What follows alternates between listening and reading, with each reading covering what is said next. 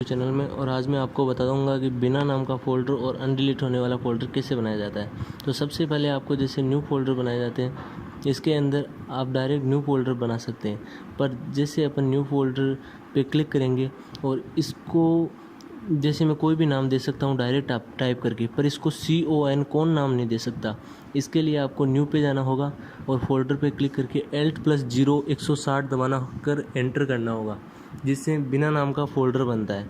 ठीक है, अब जैसे ये बिना नाम का फ़ोल्डर बनता है, इसको अपन मान लो कौन नाम देना चाहते हैं तो न्यू पे जाके फ़ोल्डर क्लिक करेंगे, इस पर अपन दबाएंगे Alt+0 160, तो ये हो गया 0160।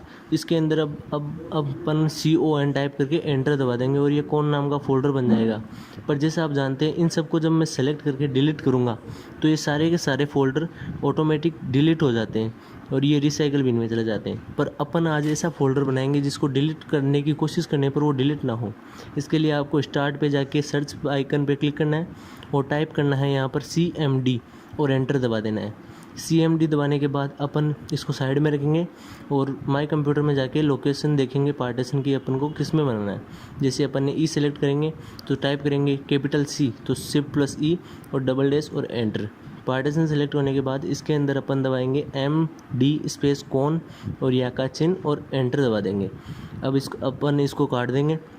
अब अपन माय कंप्यूटर में जाके पार्टीशन में देखेंगे तो देखेंगे कि इसके अंदर फ़ोल्डर बन चुका है कौन नाम का।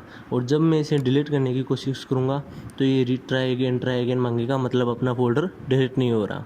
तो अब अपन को इसी को वापस डिलीट करना हो तो सर्च पे वापस जाएंगे और टाइप करेंगे CMD और एंटर दबाएंगे। फिर से पार्टीशन की लोकेशन देखें E डबल डैश एंटर और टाइप करेंगे RD स्पेस कौन और या का चिन्ह लगा के एंटर दबा देंगे।